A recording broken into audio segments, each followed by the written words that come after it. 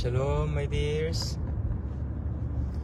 Mga mahal ko pong mga kapatid, mga kaibigan, mga kamag-anak, mga kadugo. Ay daw, sabi ni Gabit.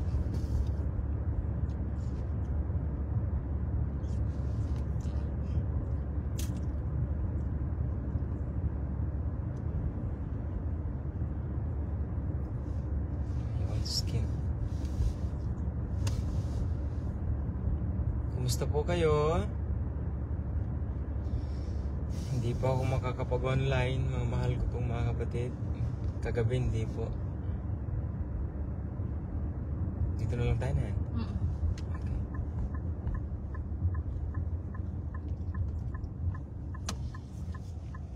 Kape muna tayo.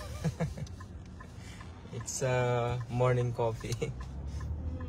Alas 12 na po ngayon. Alam ko pong tulog na po kayo dyan po sa Pilipinas. Pero kahit na po, alam ko pong kahit na po hindi po kayo nakapanood ng live, at least po alam ko pong nakikinig po kayo. Marami pong nagdiwang ng Halloween po sa bansang Pilipinas.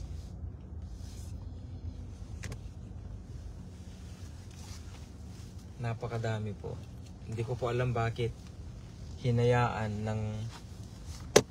Wag po ko tayong magagalit mga mananampalataya, no? Yung mga tunay na born again Christians. Actually po, yung lagi ko pong sinasabi na ang nangyayari sa isang bansa ay dahil sa mga anak ng Diyos. Kasalanan ng mga anak ng Diyos kung bakit nangyayari yan sa isang bansa.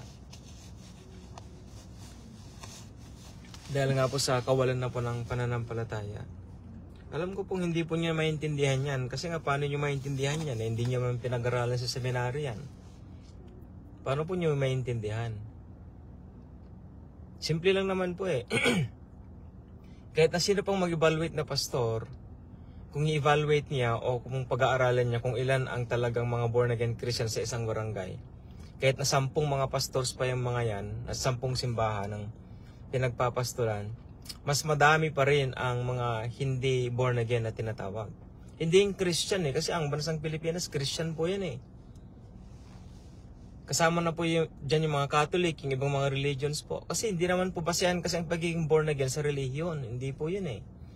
Nakabase ang pagiging born again sa pagbabagong buhay natin, hindi dahil sa relihiyon natin. Hello. Hi there, what can I get for you? May I have an extra large coffee, please? 2 cream, 1 sugar. Extra large coffee with, sorry? 2 cream, 1 sugar. Large coffee, 2 cream, 1 sugar. Okay. Frozen Large, tangerine. 2 cream, 1 sugar, anything else? Frozen tangerine, please. Just What one. size? Just a small. Frozen Mini, tangerine. sparkling, or frozen? Frozen. Do you want the whipped topping? It comes with it. There's the toppings, please. Okay, And sorry, what was the size 3 again? hash browns. What is that? What was the size again? Small. Alright. Is there anything else you wanted? And And 3 hash brown, please. 3 hash browns? Yeah. And no whipped topping, right? For the orange tangerine? yes. Yeah, no toppings, please. Okay. Yeah. Give me a second. Was it the sausage parmesan? No, it's No sauce. Ano yung tatlong... Hash brown. Hash brown. Make it 4, Daddy. Oh, hash brown. Make it 4, please. 4 hash brown. 4 hash brown? Okay. So I have a coffee, orange tangerine, and 4 hash brown. Anything Yes. else? Yeah, that's all. Thank you. You're welcome. Akin yung dalawa kami.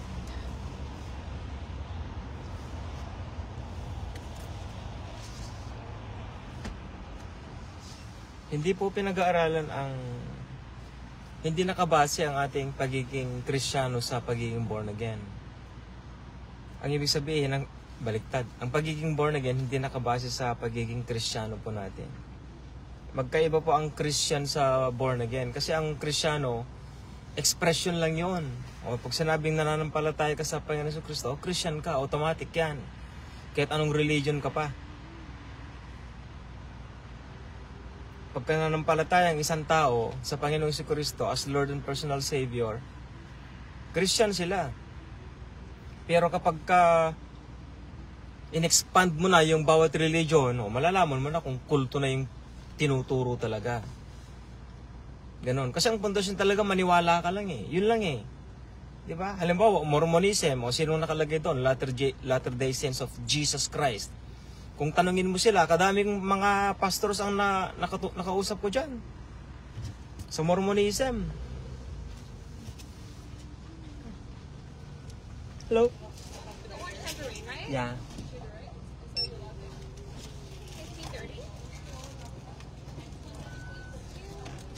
Thank you.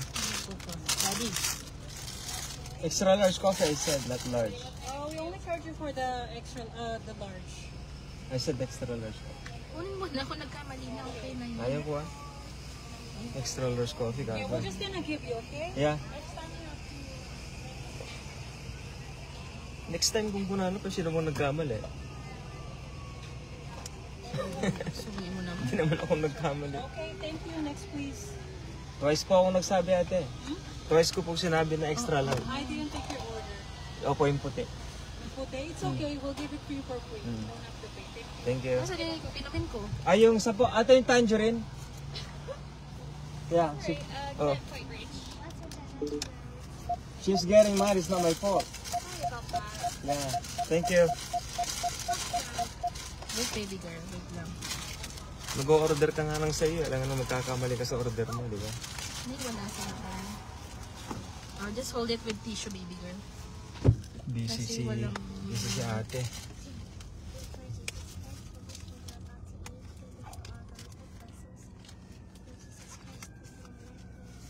Amen. Nagpipray pa lang. Binakabalasan ko. Sorry, anak ko. My dad.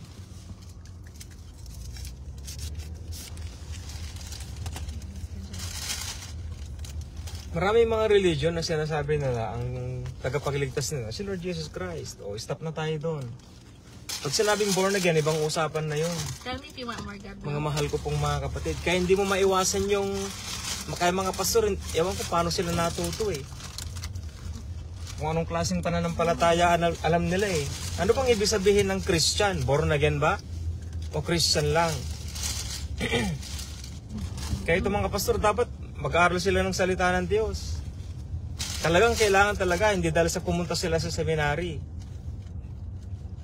Ang daming pastor, halos lahat ng mga pastor na kilala ko, pag sinabing born again Kristiyano, sila lang daw, mga born again Christian sila. E paano yung mga Catholic? E paano yung ibang mga religion, di ba? E Christian din naman sila. So ibig sabihin, hindi nakabase sa pananampalataya mo. Kasi pag nanampalataya ka, Christian ka sa Panginoong Jesucristo nanampalataya ka. O, tanungin mo ibang mga relihiyon, tinan mo. Patungkol sa Panginoong Jesucristo, sasabihin nila, sinong tagapagligtas mo? O, Panginoong Jesucristo. These are all yours, baby. O, stop na doon. Kasi nga, yun ang pananampalataya, yun ang kaligtasan na tinatawag. Yun. Hindi dahil sa born again ka, ibang usapan yun. Kaya itong mga pastor, sinasabi nila, mga Catholic daw, hindi daw mga born again. Hindi talaga mga born again. Bakit sila born again ba? Totoo bang mga born again yung mga pastor na yan? Di ba? Ngayon, dahil mo namang dad, nagagalit ka na naman. Kasi paano kung hindi ka magagalitan kadami-daming nagsimba ng, nag-celebrate ng Halloween. That's their choice. Kaya nga kung matuwid ang simbahan, may tuturo yan sa simbahan. O anong reach out ng mga pastor? O mayroong mga Bible schools. Anong mga Bible schools na yan para sa mga bata? DVBS, di ba?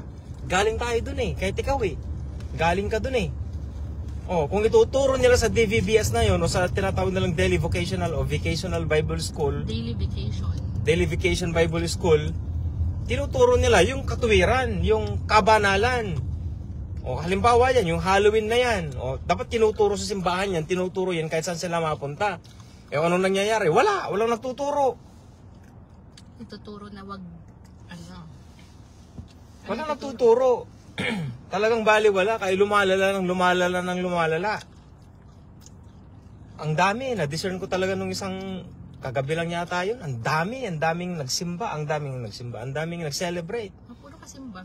Pati nga si Pastor Eric, sabi nga niya, na ini-invite yung mga bata na mag-celebrate ang Halloween Alam niyo po si Pastor Peter, nandun na po siya sa langit, si Pastor Peter po. Si Pastor Peter, pinilit siya ng isang simbahan. Pinilit siya. Ngayon, yung simbahan na yung kulto, hindi ko nababanggitin kasi binanggit ko na kanina eh. Pinilit siya. Pero hindi niya alam yon. Kasi nung nagpalayas ako ng demonyo sa kanya noon, 2 evil spirits ang pinalayas ko po sa kanya bago siya kinuha ng Lord. So sa madalit sabi, ang isang tunay na anak ng Diyos, bago yan kunin ng Panginoon sa Kristo, malilinis muna yan. Lilinisin muna siya ng Panginoon sa Kristo bago siya kunin. So kung nangyari, nung dumating pa kami sa Pilipinas noong 2020, yun, dumating pa si Pastor Eric. Ay, si Pastor San Pedro, si Pastor Peter. Sabi ko sa kanya, Pastor, sabi ko, meron kang dala-dala. Oo, sabi niya. Meron po, Pastor, sabi ko. Kung pwede po sana, Pastor, sabi ko, tanggalin po natin yan, sabi ko. O sige, sabi niya ganyan. Hindi ko alam bakit ganun si Pastor Peter, Alam mo yung humility niya na kahit na nag-aral siya sa seminary, ganun siya kakon sa akin. Yung intimacy po namin bilang magkapatid sa pananampalataya. Yung hindi niya tinitignan yung bata ako, hindi niya tinitignan yung edad namin, kundi tinitignan niya yung relasyon namin bilang magkapatid sa Panginoong Jesucristo. Yun ang tinitignan niya. Pastor, sabi ko, tanggalin po natin yan, sabi ko. O sige, sabi niya. So, ang ginawa ko po, kinagabihan na yon, 2 pastor ang tinawag ko. Yung isang pastor at saka yung isang pastor. Talagang mga pastors po sila. So 4 po kami sa isang kwarto. So sa madalit sabi, napalayos ko yung evil spirits na yon. Kung ayaw maniwala, it's okay. Hindi naman po ako namimilit eh. So nalinisan siya si Pastor Peter. Ngayon, ang isa sa mga evil spirits na napalayos ko ay yung spirit ng religion na yon. Yung una, kinausap ko yung espiritu. Kung paano ko napunta dyan, kako. Tapos, binanggit niya yung religion na yon. Tapos kinausap ko si Pastor Peter. Pastor Peter, sabi ko, ano bang nangyari sa iyo nung bata ka? Bakit ka mayroong espiritong ganito? Yung espiritu ng simbahan na yon. Ipinilit kasi ako noon, Brother James. Sabi niya gano'n. Mga ilang taon po kayo noon, Pastor? Sabi ko, mga 6 years old. Siya noon. 6 years old, 7 years old. Pinilit siya nung simbahan na yon, nung religion na yon. So, napasubo siya. Sumama siya. Pero pilit. Pero sabi ko kahit napilit, nabagyan pa rin siya. Ang pangalan nung evil spirits na yon, pangalan nung isa sa mga lalaking nagyaya sa kanya. Yung pumilit sa kanya na pumasok sa Bible study. Bible study yun nun. Pero kultong relihiyon. Pero gaya na sabi ko, Jesus Christ ang nakalagay doon. So napilit siya. Ngayon, sabi ko sa kanya, anong pangalan mo? Sabi ko sa evil spirit, sabi niya Richard. Anong pangalan mo sa evil language kung ganyan? Shogun, sabi niya. So sa madalas sabi ko, napalayas ko po yun. Itong mga anak po ninyo, mga mahal ko pong mga kapatid, na napasama sa pagdiriwang ng Halloween. Walang pinagkaiba kung anong nangyari kay Pastor Peter noon. Walang pinagkaiba sa mga nangyayari sa mga bata ngayon. Kung ilang beses mong ipinagdiriwang ang Halloween, ganoon din naman na ilang demonyo rin ang pumapasok sa buhay ng isang tao o kahit nasa loob ng isang bahay. Magiging lungga ng mga demonyo ang bahay mo pag nagse-celebrate ka ng Halloween. Gaya ng sabi ko, sa Pilipinas, magkaibang Halloween sa All Saints Day. Magkaiba po sila. Hindi masamang mag-celebrate ng All Saints Day. Manalangin ka o pag-pray mo yung, paano mo pag-pray yung isang taong nasa langit na, di ba? Hindi naman pinag-pray, inaalala lang. O, sabi ng asawa, pinaalala Sino lang. ba nagsabi sa'yo pinag-pray? Hindi mo na pwedeng ipag-pray yung patay. Sa Katoliko, pinag-pray. Inaalala lang. Siyempre, hindi sila makakalimutan. Kaya All Saints Day. Pero sa Halloween, mahal kong pong kapatid, walang Halloween talaga. Demonic. Pure demonic pa talaga yun. Pure evil.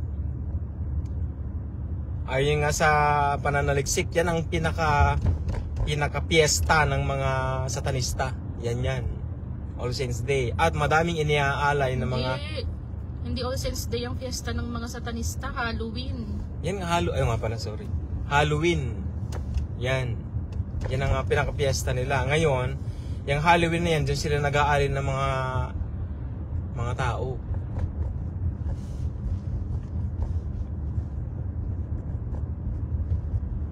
Kung ayaw nyo pong maniwala, basahin ninyo yung aklat ni Dr. Rebecca Brown. He came to set the captives free. Nandun po yun. Yan ang pinaka-fiesta nila. Nandun nga lahat eh. Yung mga pinagdiriwang nila. Nakakalungkot po na makita ang mga bata na nagsiselebrate sila ng Halloween. Ang talagang may kasalanan dyan, huwag kayo magagalit. Kung magalit kayo sa akin, okay lang. Kasi Diyos ang sinasamba natin, Diyos ang pinaglilingkuran ninyo. Kasalanan natin mga pastor. Sali ko ng sarili ko. Kasalanan nating mga pastor kung bakit ganyan ang bansang Pilipinas. Wala po akong pakialam sa ibang lahi, sa ibang bansa. Ang concern ko po sa bansang Pilipinas. Ang lakas ng, ang bilis ng pagpasok ng Halloween. Biruin mo, pagdating sa kademonyohan, ungodliness, ang bilis kumalat sa bansang Pilipinas. Pero pagdating sa pagtuturo ng salita ng Diyos, wala. To gospel mga nga lang, hindi nyo pa maituro sa simbahan ninyo. Bakit? Pride. Dahil sa pride. Sino ba itong Brother James? Sino ba itong James na to? Bakit kayo tuturong to gospel? Hindi naman siya nag-aaral sa seminary. Diba? Kailangang ituro ang dalawang ebanghelyo sa bansang Pilipinas. Mga mahal ko pong mga kapatid. Sa bagay, sino ba naman ang tatanggap sa galing sa Pilipinas, di ba? Ang Panginoon siguro ito nga mismo, sinabi niya, walang kinikilalang propeta sa sariling bayan, sabi niya eh. Tsaka mahirap maglingkod sa tunay na paglilingkod. Mahirap. Marami talagang magagalit sa'yo. Totoo yung sinabi ng pastor ko, kung anong nangyayari sa bansa, sabi niya, nangyayari yan sa katawan ng Panginoong Jesucristo. Let's go, baby girl. Tingin ko na kayo rito eh. Gabriel? Kiss? Yes, I'll be good. Yes. You should. That'll be good. Okay, I know the bag's in somewhere. I love you so much, anak ko. Let's just touch that. Where's the bag? Ilagay po ninyo yung principle na yun, mga mahal ko pong mga kapatid. Kung ano nangyayari sa bansang Pilipinas, nangyayari yan sa simbahan. Kahit paano, kahit ngayon gumaganda ang gobyerno eh. Pero inaayos ng Diyos ang kanyang mga anak. Bawat simbahan. Bawat simbahan. Pero napakaliit na porsyento ng mga tunay na mananampalataya ng ating Panginoong Jesucristo. Napakakonti pa lang. Napakakonti pa lang. So, paano maayos ang bansang Pilipinas kung ganyan ang ginagawa po natin?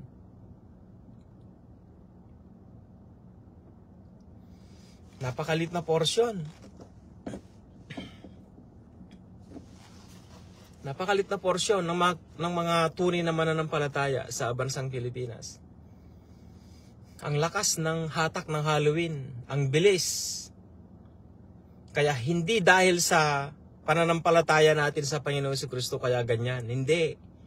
Dahil sa hindi talaga tayo born again. Hindi. Yun talagang dahilan. Hindi born again ang mga Kristiyanong ito na nagsiselebrate. Kaya imbis na sabihin mo, mga Katoliko, hindi mga born again yan. Pero mga Kristiyano yung mga yan. Mga Christian sila. Sa tingin mo, mga pastor na yan, mga born again yung mga yan. Kahit na pagsamasamahin mo, kasi sa 100 mga pastor, pagsamasamahin mo yung mga yan, makikita ng Diyos kung sino talagang mga born again sa mga yan. Mga pastor na yan, ha. Tinan mo, mga pastor ka ako mismo eh. Ikinamumuhi ko ang pagiging pastor eh. Dahil hindi naman sa talim pastor, bilang isang kasapi sa ganyan. Kasi nga nadumihan eh. Nadumihan ang lahing mga pastor. Nadumihan. Ang kakapal ng mga mukha natin mga pastor, oh. Naglilingkod tayo sa Diyos, pero ano yung mga pinapakita natin? Ano yung mga tinuturo natin? Mga hinayupak na mga pastor na yan? Anong klase tayong mga pastor? Ni Halloween nga lang, hindi mo pa may turong huwag kayo mag-Halloween. O kailan pa, nahuli na. Alam niyo ang susunod niyan, kung talagang malilinis ang bansang Pilipinas, mga pastor, deliverance. Kailangan nila ng deliverance yan. Bakit, Brother James? Bakit deliverance? Pastor, parang hindi magkakaroon ng deliverance sa bansang Pilipinas. May mga demonyo na yung mga yan. Lahat ng mga nag-celebrate ng Halloween, may mga demonyo na yung mga yan. Yung mga demonyo na. Manood kayo ng mga satanistang na born again. Kilala niyo ba sila?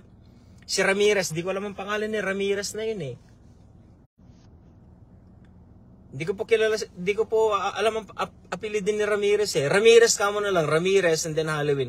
Go to YouTube and write Ramirez Halloween. Yun. He is one of the high priests in the kingdom of Satan before he was converted to Christianity, and he is now born again. Born again, he's still born again now. Kapag ka ang pumpkin, nilagay mo sa harapan ng bahay mo, o sa loob ng bahay mo, ang ibig sabihin, you welcome the evil spirits. You welcome the demons. Pumpkin. Anything that is pumpkin, that you put outside your house or inside your house during the celebration of Halloween. You welcome the demons. You welcome the devils inside your house. Or you give chocolates, you give candies. You are removing Holy Spirit in your life, and then you are taking the evil spirits inside you. And then if you're going to put costumes to your body, either it is so-called godly, you said, oh, I'm wearing angel, I'm warrior angel right now. It doesn't matter. You're still celebrating Halloween. So the plan of the living God in you was removed, and then you replace it with the plan of the devil in your life.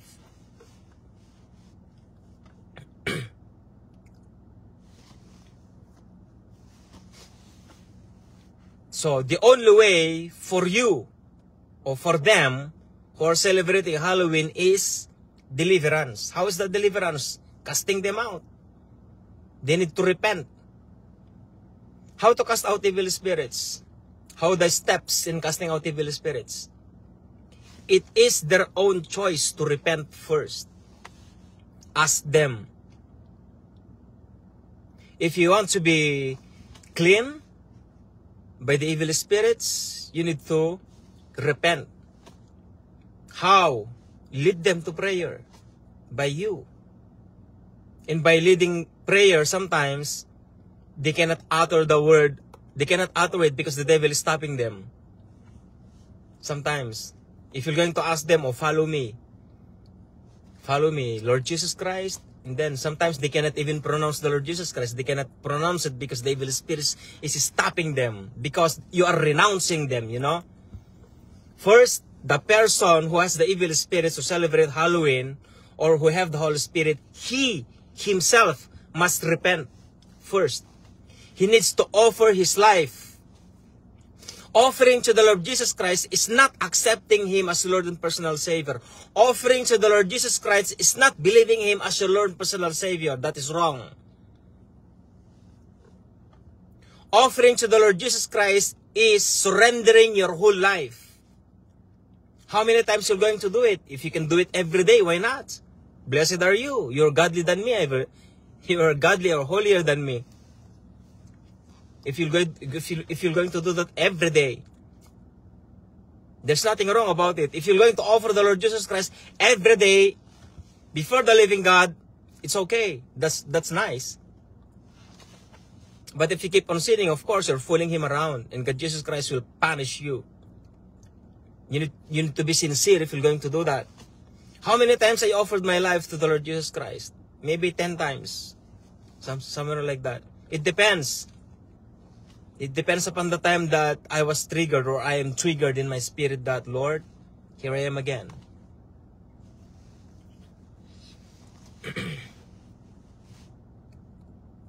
So you need to tell to a certain person for him to repent or for her to repent. And after that, lead them to cast the evil spirits away in their bodies and throw them into Tartarus. Tartarus is a prison. It is not hell. It's not Sheol. It is not Hades. It is not. It's a prison. Prison to the evil spirits or to the demons, if you want them to send them there. And of course, sometimes it doesn't manifest. So you, who are doing the deliverance, you will be the one to cast the evil spirits out. How? Tell them. So this body, this person already offered himself to the Lord Jesus Christ back. He already repented. And I know and I believe, I am a witness that he offered. You're talking to the devil inside her or inside him. I am a witness. Tell them that this man, this woman, or this kid, this boy, this girl, offered his life to the Lord Jesus Christ again. That's why in the name of the Lord Jesus Christ, so cast it out. In the name of the Lord Jesus Christ, I command you, evil spirits that comes out, that comes in, or that came from Halloween. In the name of the Lord Jesus Christ, I bind you with the chains of darkness, and I'm sending you out into Tartarus with the Holy Spirit of deliverance to lead you and to cast you out into Tartarus and bind you with the chains of darkness. In Jesus Christ's mighty name I pray. Amen. And pray to that person for holiness. Lord, I declare that the hearts of this person will be covered with your righteousness, with your maturity, and with your holiness. Bless this person, Lord God Father, and make him new again. Make him holy, Lord God Jesus Christ, just as you, Lord God Jesus Christ. Make him reborn again. In Jesus Christ's mighty name I pray. Amen. And he will be renewed. That's how easy to pray, but it's not easy to do the process. Especially if you don't have the spirit of deliverance. Kaya doon po sa Pilipinas, kailangan talaga yung may apply. Kaya kung pwede lang itong mga pastor na ito, kung pwede lang sana sa simbahan ninyo, humingi kayo ng pagsisisi sa Panginoon si Kristo, lahat ng mga nag-celebrate ng Halloween. Tinan niyo, magmamanifest sa mga evil spirits, baka maghihiyawan pa yung mga yan sa loob ng simbahan.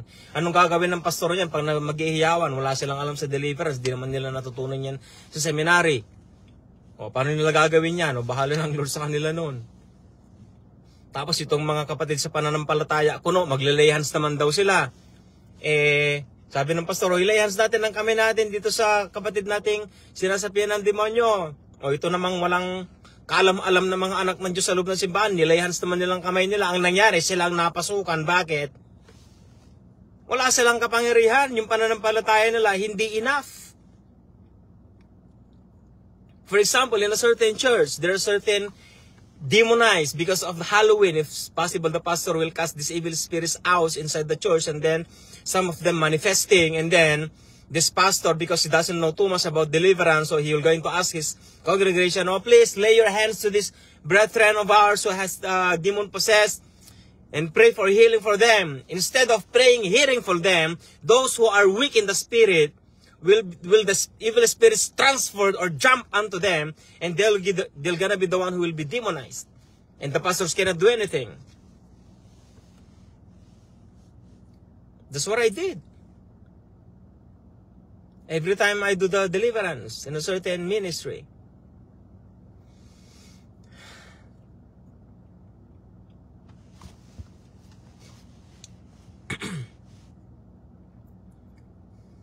It is not easy. There's a proper way on how to cast out evil spirits.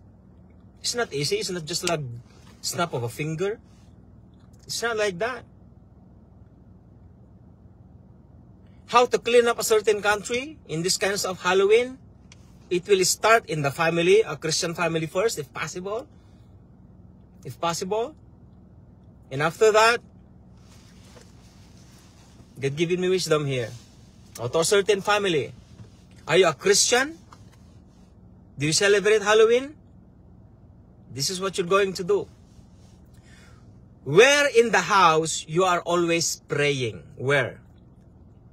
Me in our house, my son is praying by himself in his room, and my daughter and I and my wife are praying in our room, in our bedroom. So, anyway, how can you cast out evil spirits anyways, right? For example, in a certain Christian family who is celebrating Halloween, not us, Madis. We don't celebrate ever since, of course. Since I believe the Lord Jesus Christ as my Lord and personal Savior, I knew Halloween. It is mindset. It is mindset. Not because I'm born again during that time. How could I celebrate Halloween wherein I can see evil spirits? I can see demons inside as their decoration inside their house. Am I celebrating dead people? Am I celebrating like ghosts? Am I celebrating like demonic kinds of entities? No. Since I became who I am, ever since, I don't celebrate Halloween. Why should I? I'm not a fool. I'm not a fool. Why should I do that? I have a living God I need to serve. I need a living God I need to worship and praise. And I would say, born again or Christian. That's what they told me. I never celebrate Halloween. I knew it. I can see it in my own eyes. By your eyes, you can see it. Right? So a certain house, if a certain house is a Christian, and they are celebrating Halloween because of foolishness, not by ignorance somehow, but foolishness, my dears. They knew already that the Halloween is demonic, but still they are doing it. And they call themselves Christians, right? So what you're going to do? Where do you pray? If you pray, if a certain family is praying, so where do you pray? In your master bedroom, or the bedroom of your your children, or let's say in your master bedroom, the bedroom of the husband and wife. So go inside that room, close the door with your family. Oh, that's tough. It is tough. But this is the key. Get an oil, and pray for that oil to be an anointing oil first. The devil will going to interfere. He will going to. Once you celebrate Halloween or celebrated Halloween in your house, the devil will interfere, and he knows what you're going to do. So first, close the door, call your family inside the room, and then close the door. If you have a washroom there, close it also. Close it. Because inside the washroom, inside the master bedroom, there's a mirror there, right? So there's a mirror, a way in or way out of the devil. So close that door. And then pray for the anointing oil, or pray for the oil to be anointed. So pray for it in the name of the Lord Jesus Christ. Lord, anoint this oil. May God Father, may God Jesus Christ, God the Holy Spirit, please. In Jesus Christ's mighty name I pray, amen. And then put it in your forehead, each of them. You can feel the demonic entities inside your house already while you're doing that. But first, make your body the beach head. Make this body the temple, or the temple of the Lord Jesus Christ, even though you do not know it. Right? So put anointing oil in your foreheads, and then your palm, and then the palm of your feet. And then hold hands together. In the name of the Lord Jesus Christ of Nazareth, the God of Abraham, Isaac, and Jacob, God, in your name, we repent on you. We repent on you for celebrating Halloween. In the name of the Lord Jesus Christ of Nazareth, we pray, Lord God Jesus Christ, and cover us with hedge of protection. Cover us with the whole armor that you have spoken in Ephesians chapter 6. Cover each of us with the precious blood of the Lord Jesus Christ. Lord God Jesus Christ, God, thank you for covering us, God. In Jesus Christ's mighty name. Do not say amen yet. Amen in the end, after clearing up your house. Do not say amen yet. Now, how to start?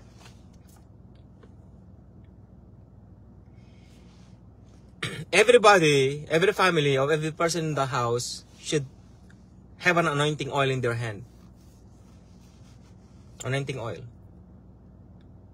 And then, you're going to start cleansing your house. Not blessing your house, cleansing your house. Blessing is different from cleansing. Many pastors are blessing the house but not cleansing it. That's how demonic they are.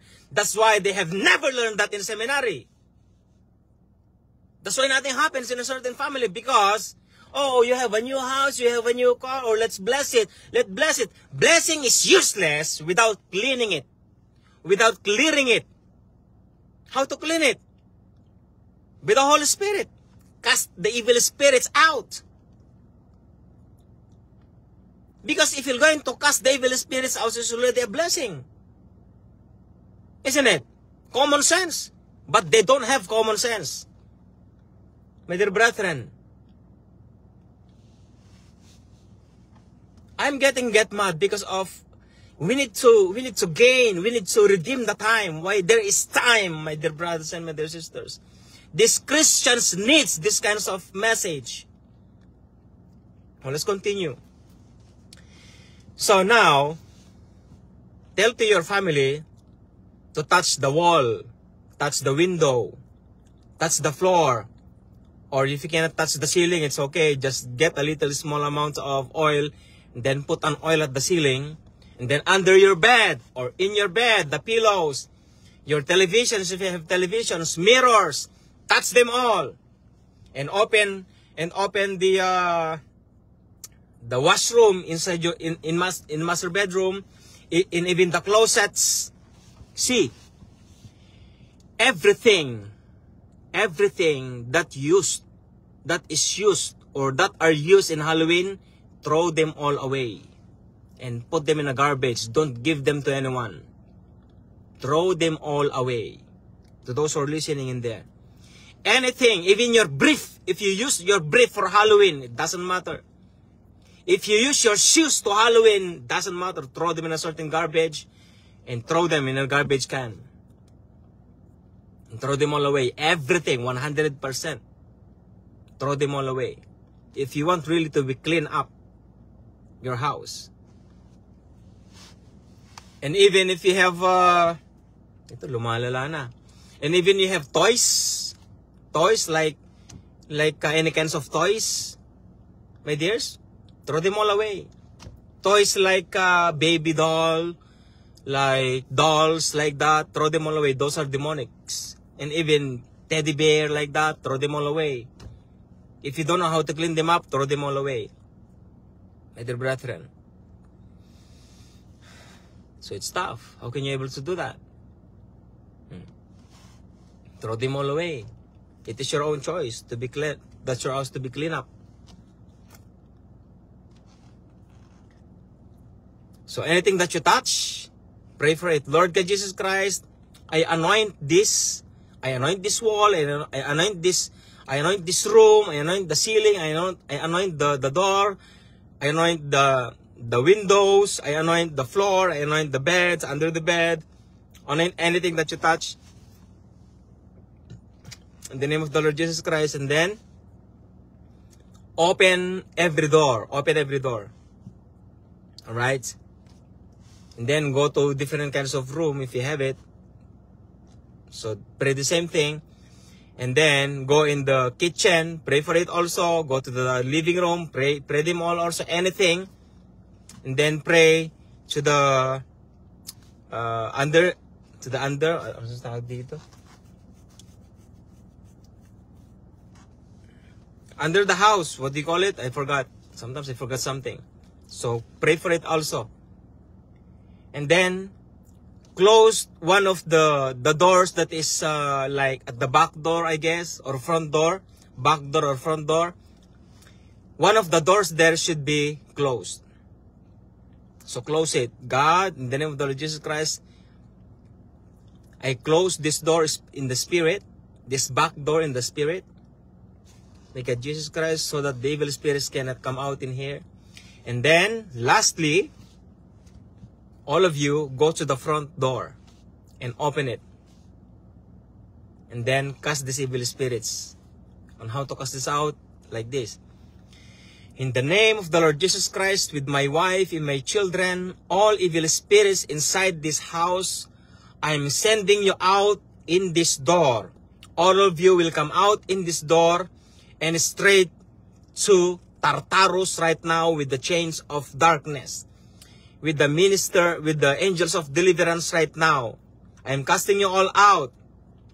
In Jesus Christ's mighty name, I pray. Do not say amen yet. You need to know in your spirit that all of them will be cast out already. You may know it. How? That's the problem. It's your problem. It's not my problem anymore. Sometimes if I'm doing that, I'm letting my wife to stay in the front door and my children. I am the one who is going up and down and then discerning if there's an evil spirit left over, something like that. And if I knew in my spirit that they are all gone, so I'm gonna go back there. In the name of the Lord Jesus Christ, I pray. And then I close the door. And then I anoint the door with a wall of protection. And then in the name of the Lord Jesus Christ, Lord, we give you all the glory. By your name, in the name of the Father, of the Son, and of God, the Holy Spirit, I pray. Amen. Your house is clean. Not blessed. Your house is clean. No need for blessing it. Why? God blessing you. God is blessing you. Why you need blessing? Right? Why you need blessing? Where did you learn that? My dear brethren, where did you learn that? But this is the problem. When I entered to a certain house, they said, her daughter is always sick. Her daughter is always sick. Okay, I'm gonna go in her house. And then when I entered in her house, I felt the evil spirits. Many of them, like really many of them. Because I saw different kinds of dolls which came from America. And I found out that her husband is working in America. And what the husband did is that if he can see like dolls scattering somewhere, or they are throwing it out, let's say garbage, which is not garbage, right? So they are picking it and then they send it in the Philippines. I saw these dolls, many of them. And then I said to the woman, throw these dolls away, throw every one of them, throw them in the garbage can, and your daughter will be healed. She never did that.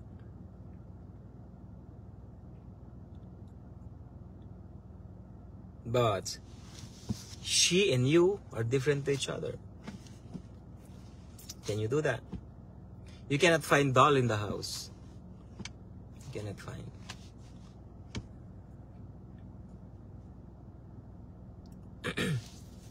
It is not easy to make deliverance. It is not. There is a certain woman in the Philippines too. She did what I did.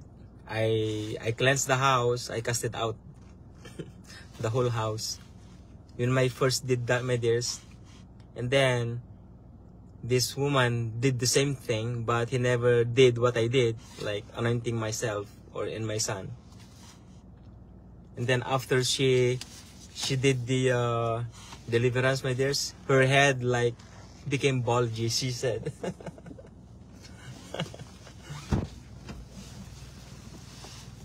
Sakit na mata ko. Masisisira. Hello. Hallelujah. Ang tagal na. Dali lang. Wait for a minute, my dears.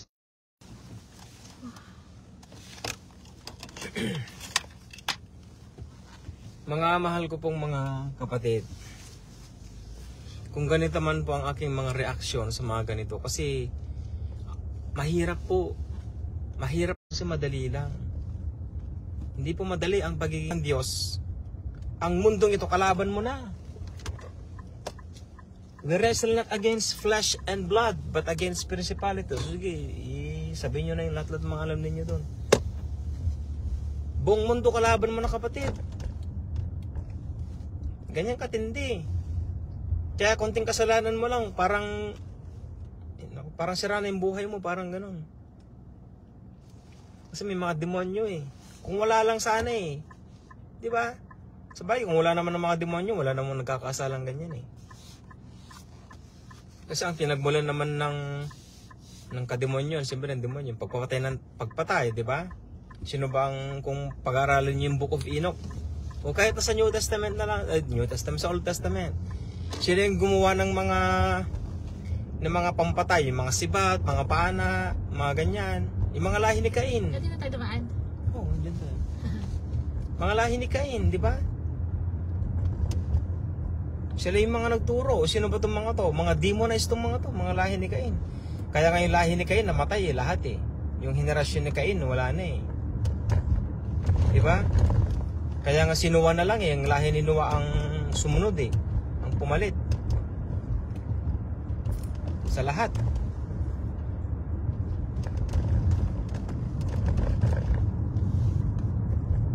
Kasi po, tayong mga tunay na anak ng Diyos, ang talagang purpose natin, mapunta sa langit. Bakit ka may relihiyon? Para hanapin mo ang Diyos. Yun pong dahilan. Meron kang relihiyon kasi hinahanap mo ang Diyos. O nahanap mo na ba ang Diyos? Sa relihiyon mo. Ang ibig sabihin ng relihiyon, hanapin. Hanapin, saliksikin, alamin, unawain. Ang alin? Ang Diyos. Yun ang ibig sabihin ng relihiyon. Ngayon, pag nahanap mo na ang Diyos na hinahanap mo, tanggalin mo ng relihiyon mo.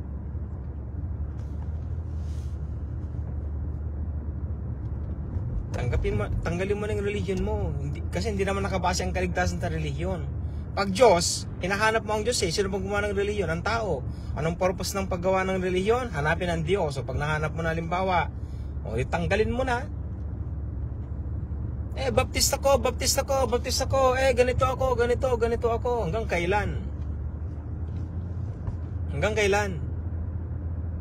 Kaya hindi ka lumalago sa pananampalataya dahil ganyan ang pag-iisip natin eh.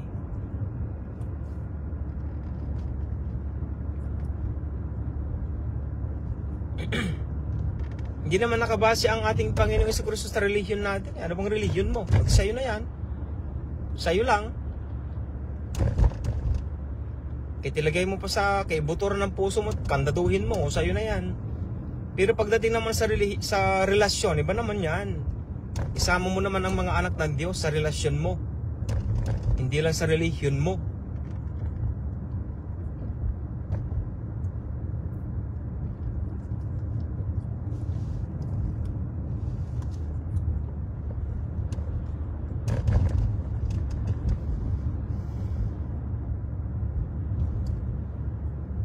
Paano matututong mga anak ng Diyos? Kung ganyan naman katigas ang mga ulo natin.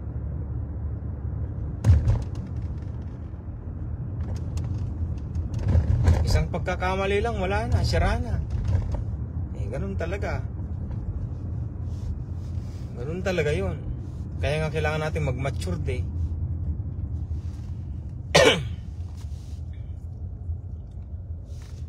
Ano bang maturity? Paano pa natin malalaman na mature ng isang tao? Ganito na lang, para dali ninyong maunawaan. Ang isang 15 years old na kabataan, o sabihin na natin 18, sige.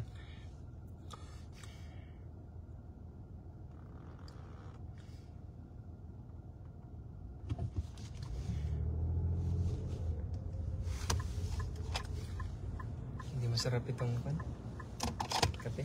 Timpla niya.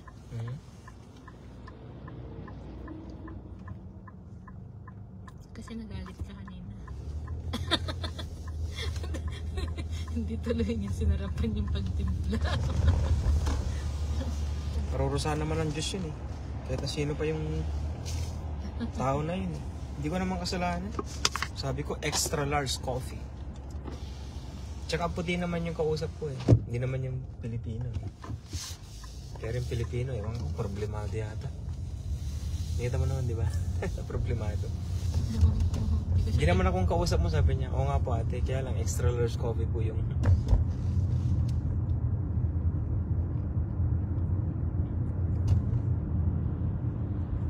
Hindi siya ako.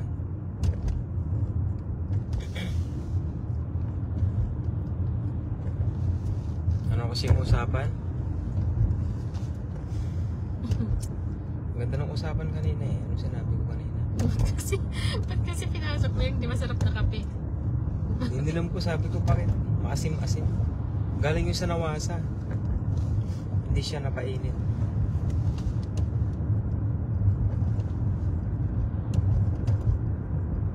Nawala na ako. Ang ganda ng topic na yun eh.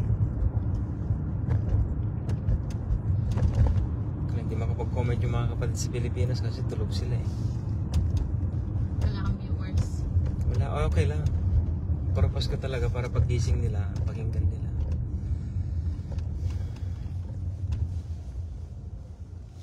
Ano pa nagre-red ba to? Ay, nag-yellow ba? Hindi, Dad. Pag clear na dyan, pwede na dito. Oo nga pala eh. Ikaw naman.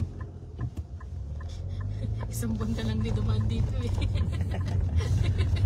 Kalimutan mo. Yan yung topic. Ang ganda ng topic kanina eh. Kaya yung ano. Yung na-share ko kanina, mga huli-huli. Yung ano, alisin na yung religion. Hindi yun eh.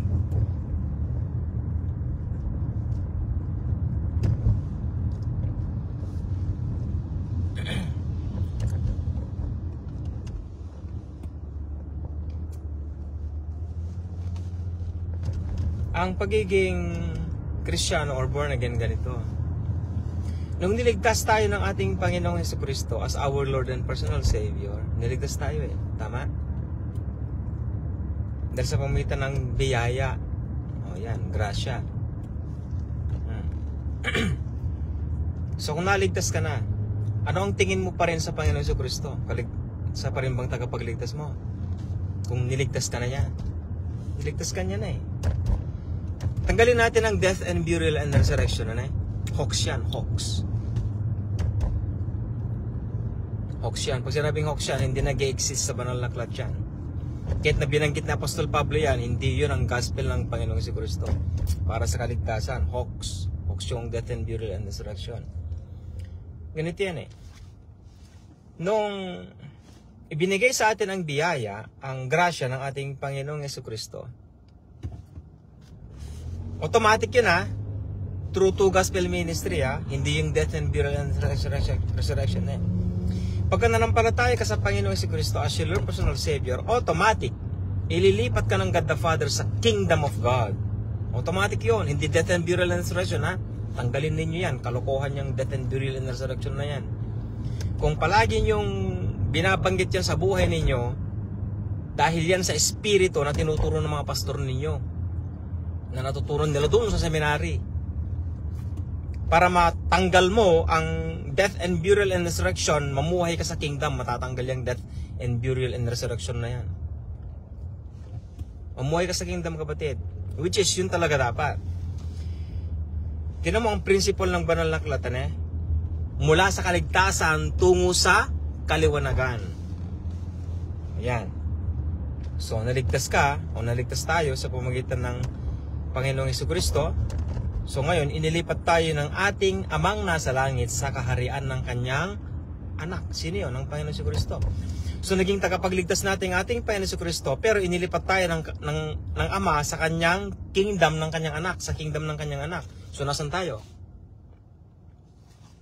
Oh, saan tayo niyan? So ibig sabihin, hindi lang dapat ligtas lang tayo. Dapat nasa kaharian na tayo ng ating Panginoong Jesucristo. Sa paanong paraan? Banal na Espiritu ng Diyos. Napakasimple, di ba? Simple lang yan. Anong pinaggagawa ng mga nagtuturo sa simbahan? Kaya totoo yung sinabi ng Panginoon Jesucristo eh. You shut up the kingdom, sabi niya ganyan. Kayo mga eskriba, pariseyo, saduseyo, sabi niya ganyan, sinara ninyo ang kaharian ng Diyos. Kahit na kayo mismo, sabi niya ganyan, hindi makakapasok. O, sino nagsara ng kingdom? Mga pastor. Mga pastor mismo. Buong mundo yan, hindi lang Pilipinas ang tinutukoy ko, kapatid. Buong mundo yan. Bakit, Brother James? Una, hindi nila natutunan ang Kingdom of God sa seminary. So walang Holy Spirit. Walang Holy Spirit. So nasaan ka? Wala. Death and burial and resurrection, hindi nga nag-i-exist yan, kapatid eh. Nag-i-exist ba ang death and burial and resurrection? Ha? Nag-i-exist ba yan? Totoo ba yan? Hoax nga lang yan, kapatid eh. Sinasabi ko sa inyo eh, hoax. Ang gospel of grace, hindi death and burial and resurrection. Hindi. Kung ipagpapatuloy po ninyo ang pag-aaral ninyo ng two gospel ministry, maunawaan ninyo ang gospel of grace na tinuturo ko sa inyo directly. Ang tunay na sound doctrine ng gospel of grace. Matututunan ninyo yan sa ministry ito, mahal kong kapatid. Pero hindi ko ministry ito. Ministry ng ating Panginoong Jesucristo sa end times, kasi ito po ang kanyang binigay bilang pundasyon ng bawat mga anak ng Diyos dito sa mga huling henerasyon. Kung ikaw ay nakikinig, naabutan mo, isa ka na sa mga yon. Isa ka na sa henerasyon na dapat mamuhay sa dalawang ebanghelyo. Bakit dalawang ebanghelyo? Di ba? Naligtas na tayo. Kapatid ko, may mga kapatid tayo hindi nakauunawa ng two gospel. So, ibig sabihin, ministry mo yan. Kaya ituro mo. Di ba? Common sense lang, di ba? Ituro mo. So, paano may tuturo yun? Hindi mag-aral ka, kapatid. Kung ayaw mong magturo, o kung ayaw mong sabihin yan, edi sarilinin mo na lang, manahimik ka na lang. Hindi mo naman pwedeng kausapin mong pastor ko kasi alam niyan to gospel, hindi niya alam yan, kapatid. At saka una, hindi makikinig yung mga yan. Kasi bakit? Nag-aral sila sa seminary, doktor sila eh. 40 years na sila, 50 years na sila sa ministry, tapos isi-share mo ang two gospel? Wala. Hindi maniniwala sa'yo.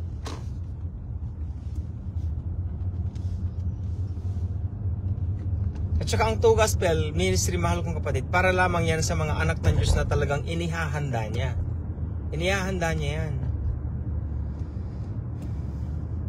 At lahat ng mga nagagalak o nagkakaroon ng kagalakan kapag nababanggit nilang two gospel ministry, sila na yung mga yun. Sila na yung mga tinawag ng Diyos sa mga huling araw. Bakit?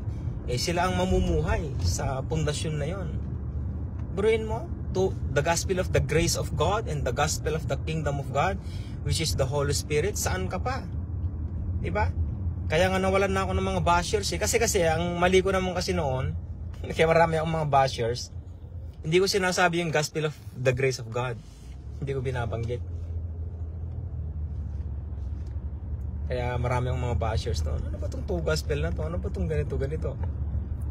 Kaya binabahagi ko sa kanila noon, gospel of the kingdom, Holy Spirit. Kaya marami akong mga bashers noon. Pero ngayon wala na kasi bulgar na eh. Bulgaran na talaga eh. Dati tinatago ko kasi sinusulat ko po kasi sa gumagawa po kasi ako ng isang aklat about sa two gospel. Sinusulat ko po yun.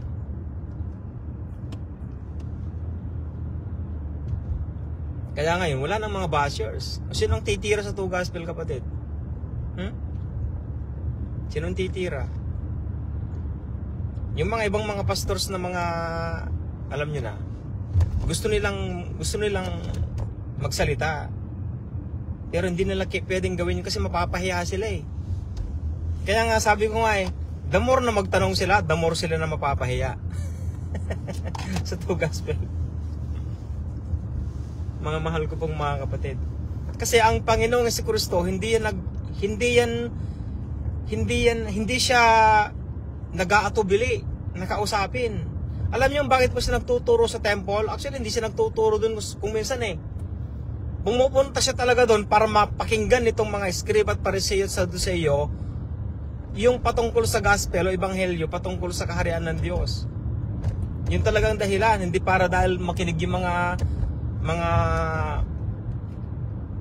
Hudyo doon. Hindi po.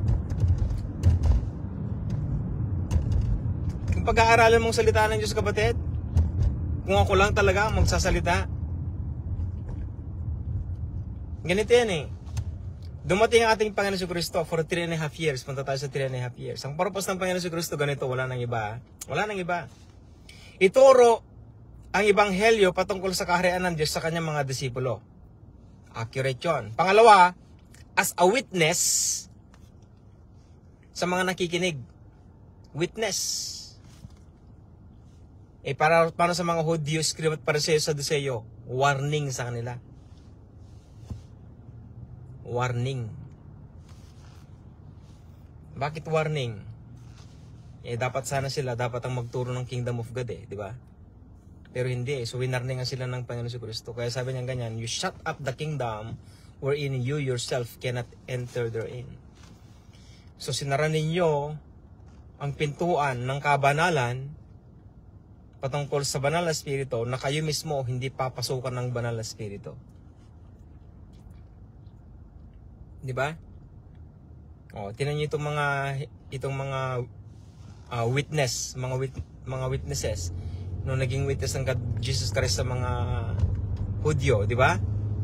After nung namatay ang Panginoon Jesucristo, nagkaroon ng banal na spirito yung 120, nagproclaim sila ng Kingdom of God, ilan ang naligtas, di ba? So yung iba bumalik loob sa Panginoon Jesucristo. Di ba? 3,000 yata yung naligtas nun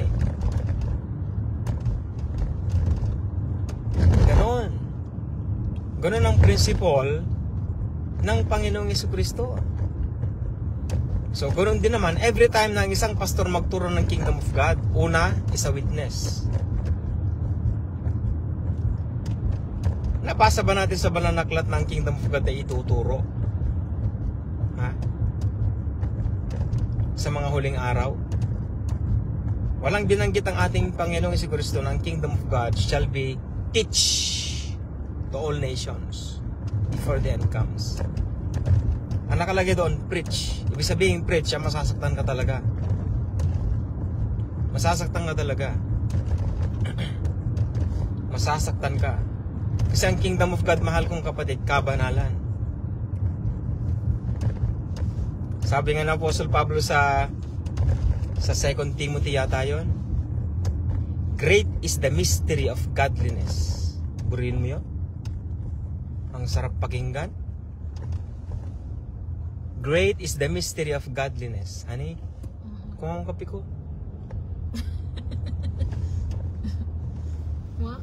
Ayan, not important.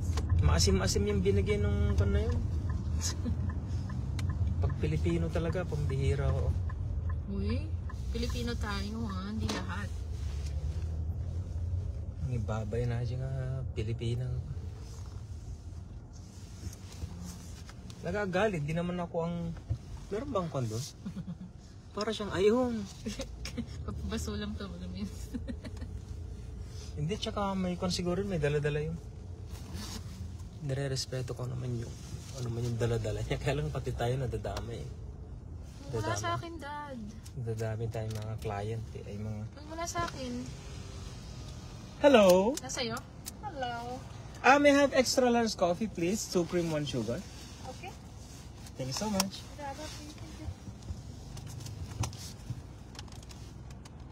Nasa'yo? I have another one. Yeah, go ahead, please. May I have a farmer's straw please? Sausage or bacon? Sausage and bacon. Tsaka isang hash brown ba nga? And 1 hash brown please. Right. Anything else? That's all. Thank you so much. Binili mo kay Dad. Bye-bye. Dati mo ba binigay yung ano? Dito. Okay.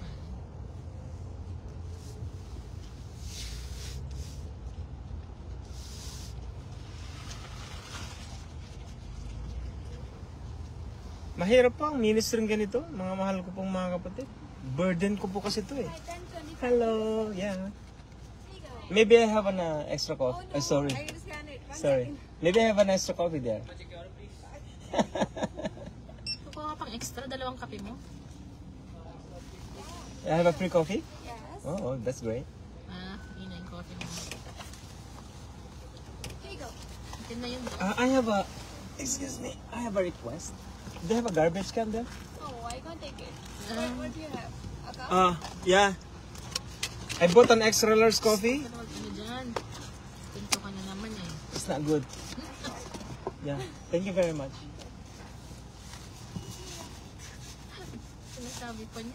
Mas gusto ko pong makipag-usap si Banda eh. Kasi kahit na mga Christian siyang mga yan. Shalom, Brother Shaman. Yeah, thank you. How's the ministry of deliverance? Evangelist Shaman. Did you try the ministry?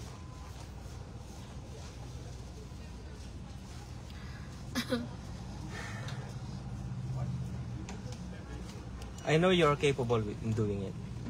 Yeah, with your wife, of course. 2 heads are better than 1. And even me myself. Oh, thank you very much. Have a great day. Yeah. If I'm going to deliverance, ministry of deliverance, I'm with my wife. And my wife is a prayerful wife of mine. Yeah, she is. She is my backup. I would say my hedge of protection, I guess. Because she always pray for hedge of protection every time we do the ministry. Oh no, how could I do that? How could I eat?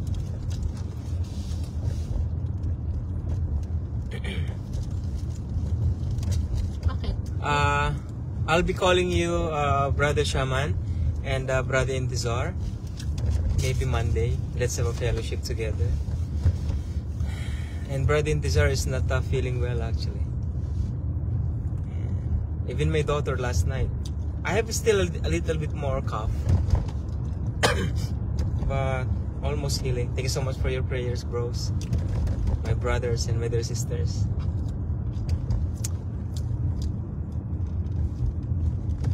So I'll continue in English, alright? Because my Filipino countrymen, they are celebrating Halloween in the Philippines. And I sense it in my spirit that a lot of Christians are celebrating Halloween. Praise the Lord, ministry going very well. Oh, praise the Lord. Yeah. You know, the secret in the ministry, Evangelist Shaman, the secret is the ministry is too simple. If I'll be lifted up, the Lord Jesus Christ says, I will draw all men to me. Honestly, ministry is not hard to do if we just know the principle. If we just know the principle. But if you go to seminary, you will never learn the principle because the principles comes from the Lord, not in seminary. Principle comes from the Lord. And what is the principle? Build relationship to the Lord Jesus Christ. Build relationship. Deep relationship. Deep relationship. A relationship that no one can explain. No one can explain. It's like an anointing, but it's not. It's your relationship. Anointing is empowerment, right? But relationship is different. Relationship is beyond everything. Beyond our anointing. Beyond our ministry. Why? This is the ministry of the Lord Himself, our bodies. This is the ministry of the Lord Jesus Christ. If we just put our lives to Him, there's no problem. Of course, there are troubles because we have the enemies, right? For we wrestle not against flesh and blood. That's our enemies. But at least we are prepared, right? Because of the Lord Jesus Christ Himself, we are under His authority. We are under His power. We are under His calling. Because we are all called according to His own will. So who can destroy the ministry if we are under in His own will? None. Even Satan cannot destroy it. Right? So if we are just have that kinds of relationship to the Lord Jesus Christ, we don't have a problem about the ministry. Right? So second, empowerment, anointing. That's a good thing. Anointing. So if God Jesus Christ gives us anointing, how much more the devil can destroy us? Nothing. He cannot do anything. We have the relationship, deep relationship that no one can explain, and we have the power, which is the Holy Spirit. Now, let's put the ministry. Too easy. Why? Always do this in our hearts. The ministry is not ours. The ministry is the ministry of the Lord Jesus Christ. He will give every resources. He will give every need of the church. Right? Too easy. It's very easy. Now, who is your partner? Actually, we don't have partner. We partner with Him. To whom? The Holy Spirit. Right? So how can the ministry be destroyed if we have the Holy Spirit? God, Holy Spirit. It's impossible. So why the church is destroyed? Why the churches are destroyed? Scattered. Seminary. If you go to seminary, you will learn nothing but death and burial and resurrection, which is not written in the Holy Bible.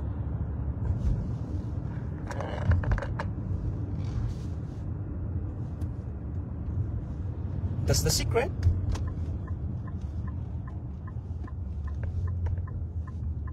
Not actually secret. That's the way on how to serve the living God.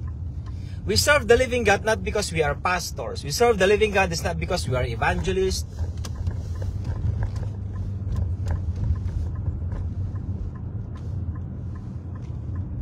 You know the reason why we serve the Lord Jesus Christ? Too easy, too simple. Because we love Him. That's all. Yes, Evangelist Shaman, right? That's a very deep kind of statement. And only true people of the living God can apply that, can have that. That's true. And we will never learn that in seminary. Right?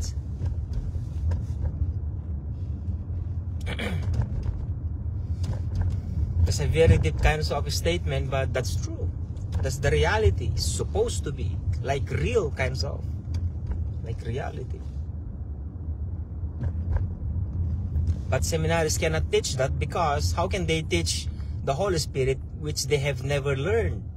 They never learned that in seminary. Holy Spirit, they mention Holy Spirit, but they don't have the Holy Spirit. Because if the Holy Spirit is manifesting in seminary, maybe the Holy Spirit would say, do not go here. This is not my will. Right?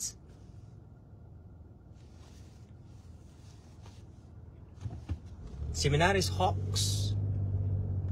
It doesn't exist in the kingdom of God. It doesn't exist. Because none of them teaching the kingdom of God.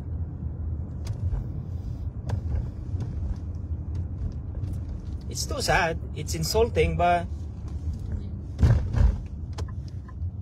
that's the reality. If they get mad at me, it's okay. They get mad to the Lord Jesus Christ, not by me. Because if you mention kingdom of God to the pastors, they will shut up. They're gonna be shut up. Why? Because they are against the teachings of the Lord Jesus Christ Himself afterward. Right? That's why they cannot go against it. Dad, mag-add ka lang yan.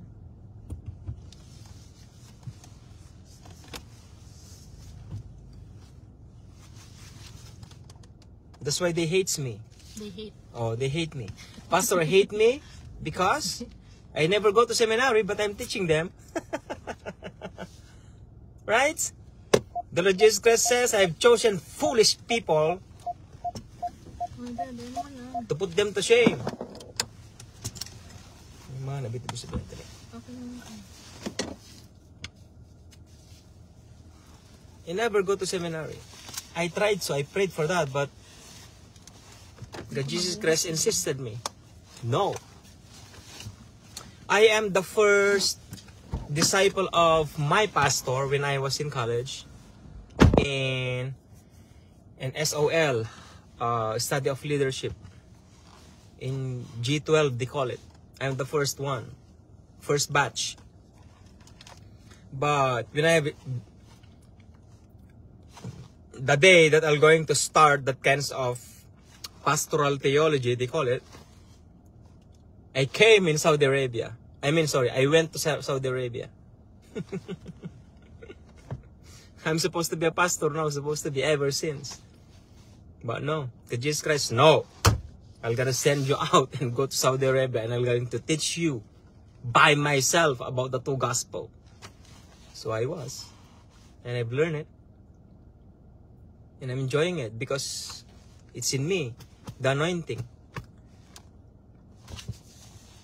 That kinds of anointing I will never forget. I will never forget that kinds of, you know, when Jacob saw angels coming up and down in heaven when he slept in a certain place, right? And then he saw in his dream, my dears, what I receive is power, not that kinds of dream. When I saw angels coming up and down, I received the power inside me. It's very, very hot. It's like on fire.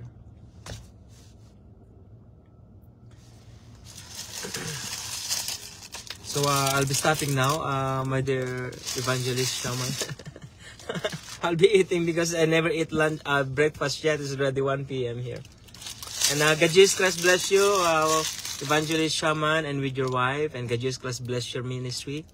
And apply the ministry of deliverance, my dear shaman. Yeah, you can apply it. Yeah, they will flee. They will flee. Yeah, you have that capability in casting out evil spirits. Right? So, shalom dears, and shalom po mga kababayan ko, and God Jesus Christ bless us all. Alam niyo po, ang daladala ko pong ministry ay ang ministry ng ating Panginoong Jesucristo. Wala na pong iba. Ito ang aking Diyos. Ang ating Panginoong Jesucristo, mga kababayan ko. Dati po akong Aglipayan Catholic, dati po akong Baptist, pero tinanggal ako ng Diyos sa mga relihiyon na ito. So ngayon, ang ipinapalaganap ko po ngayon ang two gospel ng ating Panginoong Jesucristo under the remnant of the Lord Jesus Christ End Times International Ministry. Kung di nyo pa naiintindihan yun, okay lang. Pero especially po ang two gospel. Kaya, yan, maging matatag po tayo sa pananampalataya. Sa two gospel ministry, itinuturo ko po ang tatlong Diyos sa buhay po natin. Yan, kompleto. Kasi kompleto ang two gospel, di kompleto rin ang Diyos natin, di ba? O paano mo malalaman na hindi ka pa kompleto? Kumusta ang relasyon mo sa Banal na Espiritu? Bagsak. So, hindi ka pa kompleto. Kumusta ang relasyon mo sa Panginoon Jesucristo? Bagsak. O, hindi ka pa kompleto. Di ba? O, tatanungin kita ulit sa pinakamatinding tanong.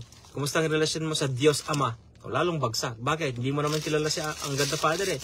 Nababanggit-banggit mo lang pero hindi mo siya talaga kilala. Ang kilala mo lang ang Panginoon Jesucristo, konti lang. Diba? Kasi nga, death and burial and resurrection yung mga tinuturo nila. Pero sa two gospel po, yan, buo ang Diyos po natin. God the Father, God the Son, Jesus Christ, and God the Holy Spirit. Yan. Kasi po ito pong pundasyon po natin sa end times. So, shalom po, my dear brothers and my dear sisters. Bye-bye. For a moment, I'll be eating now.